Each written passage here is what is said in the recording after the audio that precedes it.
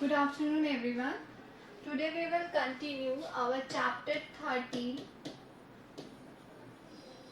Why do we fall ill? है ना? इस चैप्टर को हम कंटिन्यू कर रहे हैं और इसके अंदर हमने लास्ट क्लास के अंदर सीखा था कि डिजीज उनको किस तरीके से क्लासिफाई किया and what are the symptoms, sign and diagnosis. Today we will study about the treatment, or we can say prevention, how we can prevent the disease. So types of prevention.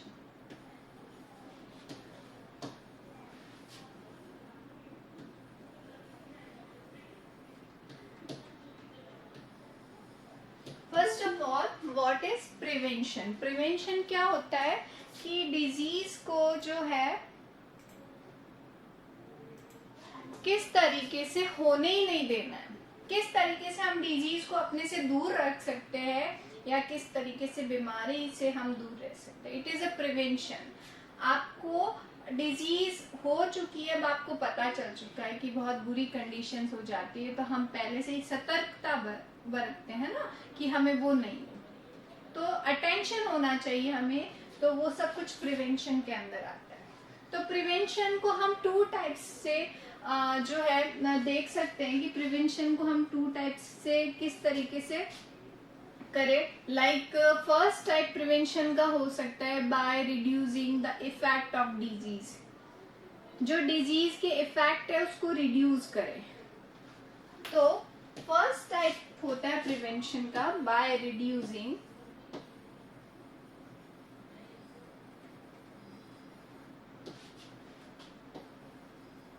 the effect of disease.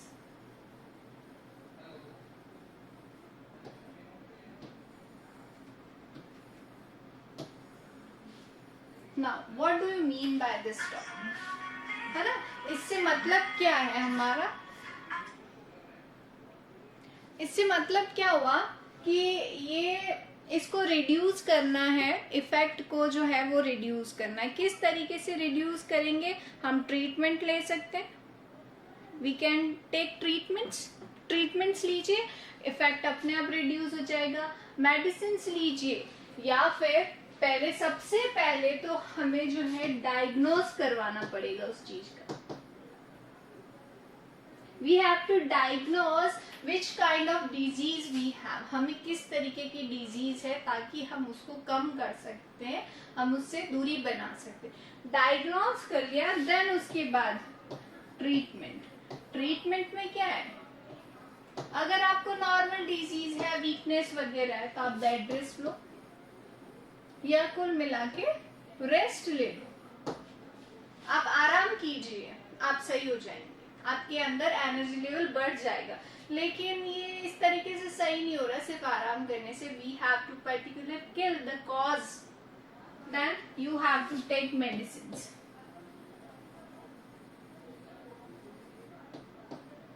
So this is the first type by reducing the effect of disease. Is it clear? By reducing the effect of disease? Yes, ma'am. Okay. Second type, to kill the pathogen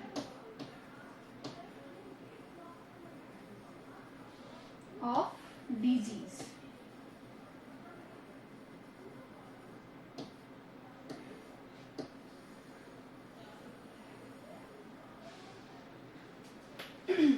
जो pathogen हमें मिल चुका है diagnosis के through, उसको किल करना है. सो इसके अंदर बहुत सारी मेडिसिन, ड्रग्स दी जाती है हमें. ये बेसिकली है मेडिसिन ही, बट ये टारगेटेड रहती है.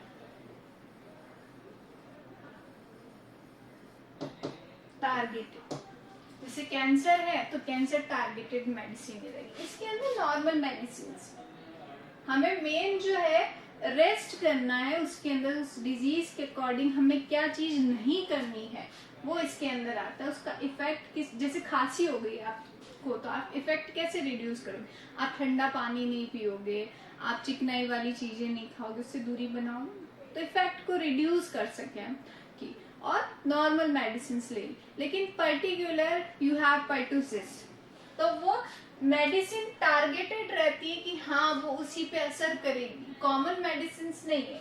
तो ये 2 टाइप से हम प्रिवेंशन कर सकते हैं किसी भी डिजीज का। डिजीज को हम किस तरीके से दूर रख रहे हैं वो सारा इसके अंदर आता है। So is it clear? Yes, ma'am. Fine, prevention clear है आपको। देन ये प्रिवेंशन हो गया, डिजीज आपको समझ में आ गई। अब प्रिवेंशन के जो है प्रिंसिपल्स क्या होते हैं, what are the main principles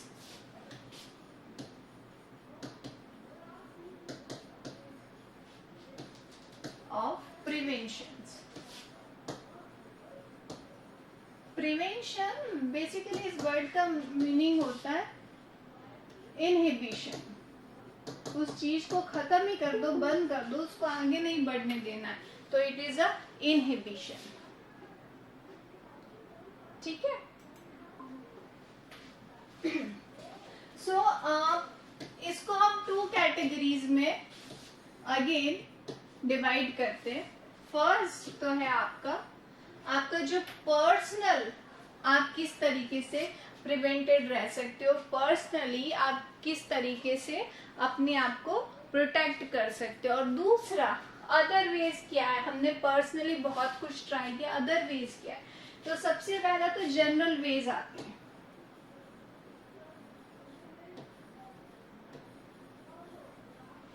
second है स्पेसिफिक वेज।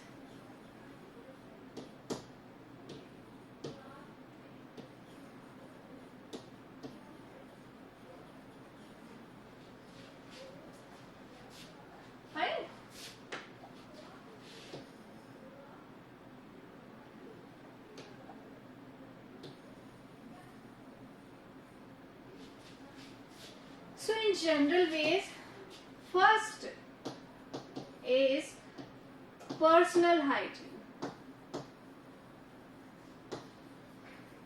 आप अपने आप को हाइजीन रखिए। आप कितनी बार नहाते हो, आप सैनिटाइजिंग करते हो या नहीं, आप लोगों से कितनी दूरी रखते हो, बीमार वाली एरिया में आप कितने ड्यूरेशंस के अंदर जाते हो या कितनी दूरी से जाते हो, किस तरीके से एक इन्फेक्टेड पर्सन से बात करते हो, वो सारा पर्सनल हाइजीन। अभी पर्सनल हाइजीन की बहुत ज्यादा रिक्वायरमेंट है ना। सेकंड है पब्लिक अवेयरनेस।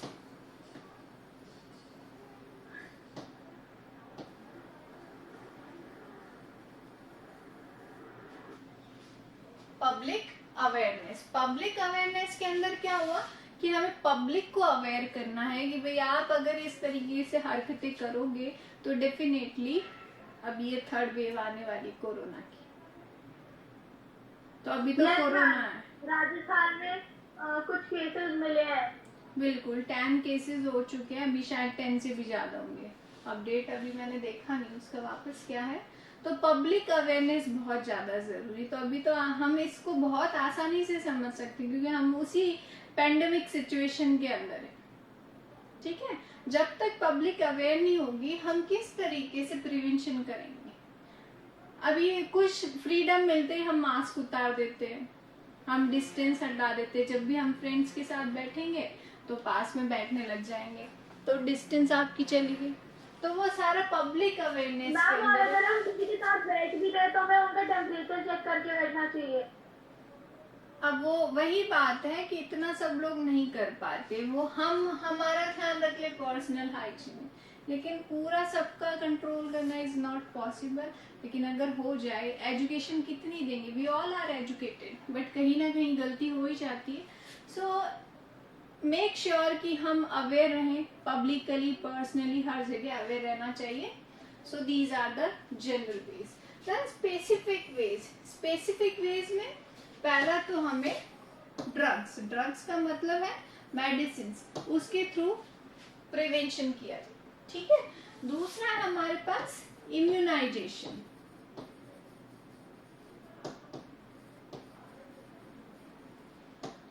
इम्यूनाइजेशन में क्या है? It is a vaccination. What is immunization? Immunization basically is a process in which some ready-made antibodies are provided in your body and it will generate or resistance your body, or they will develop the immunity of our body is known as immunization. Immunity को बढ़ाना, immunity को develop करना immunization के अंदर आता है. तो ये specific ways है, क्योंकि drugs क्या है? आप दवाई कौन सी लेगो? स्पेसिफिक वे के लिए लोगे ना दवाई, तो स्पेसिफिक वे हो गई, उसके अगेंस्ट में वो लड़ेगी, तो स्पेसिफिक वे हो गई. इम्यूनाइजेशन आपको पता है, जन्म से लेके from birth to we have lots of vaccine, लेकिन हम लगाते नहीं. लेकिन बेबीज को आपने देखा होगा, पैदा होते ही बीसीजी का टीका लगाओ, उसको बस वैक्सीनेटेड करो. सो ये इम्यूनाइजेशन के अंदर आता है. So these are the principle of preventions. ये आपके प्रिवेंशन हम किस तरीके से कर सकते हैं, हम उस चीज को किस तरीके से रख सकते हैं दूर. तो एक चीज है कि किसी चीज को सही करना या फिर उसे होने ही ना देना. तो इसके लिए एक लाइन होती है कि prevention is better than cure.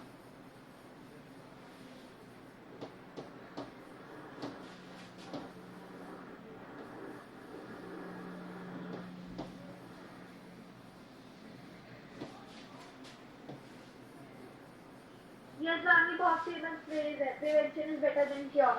Yes, prevention is better than. आप किसी चीज को बीमार होके जब समझो, इससे अच्छा तो बीमारी ना होने दे. अभी कोरोना के लिए तो ये लाइन आप सब लोगों को समझ में आनी चाहिए.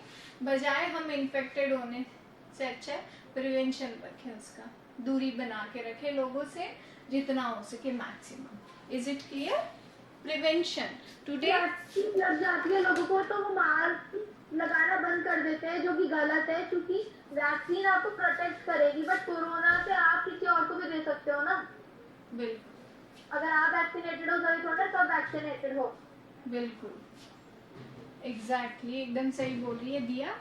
तो चलो, इसको समझ में आ गया प्रिवेंशन, है ना. तो ये चैप्टर आपका कंप्लीट करवा दिया मैंने. अब इसके अंदर कुछ नहीं समझ में आया तो वो आप मेरे से पूछ लीजिए, एनी टॉपिक जो आपको नहीं समझ में आया.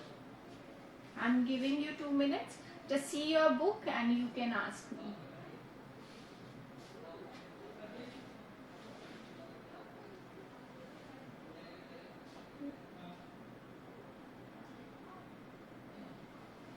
मैम हमारे एग्जाम में चैप्टर नंबर 13 और 14 आएंगे. Yes. तो उसके अंदर आप भी ऑब्जेक्टिव और सब्जेक्टिव पेपर दोनों बनाओगे. हाँ बेटा, 5 जो है ऑब्जेक्टिव्स आएंगे, 5 सब्जेक्टिव्स आएंगे. One line answer only. और मैम आपका जिस दिन एग्जाम है उस दिन हमारा वो नहीं आपका मतलब. नो प्रॉब्लम, आपको तो बस राइट डाउन करके मुझे पीडीएफ सेंड करना है, दैट्स इट. उसमें कोई वो इशू नहीं है ना. ओके, तो अभी मैंने चैप्टर 13 कंप्लीट कर दिया. आज मैं आपको इसके ऑब्जेक्टिव सेंड करूंगी, ठीक है. कल तो मैंने किए नहीं थे बिकॉज हम यहाँ तक पहुंचे ही नहीं थे. आज मैं सेंड करती हूँ, आप सॉल्व करना उनको और फिर बताना अगर कुछ प्रॉब्लम्स आती है तो. Okay ma'am. फाइन. फिर कल से हम 14 का रिवीजन ले लेंगे. Okay okay ma'am. Okay, Janhvi, Yajat, Diya and Kanishka, do you want to ask me any question? No ma'am. No ma'am. Fine then. No ma'am.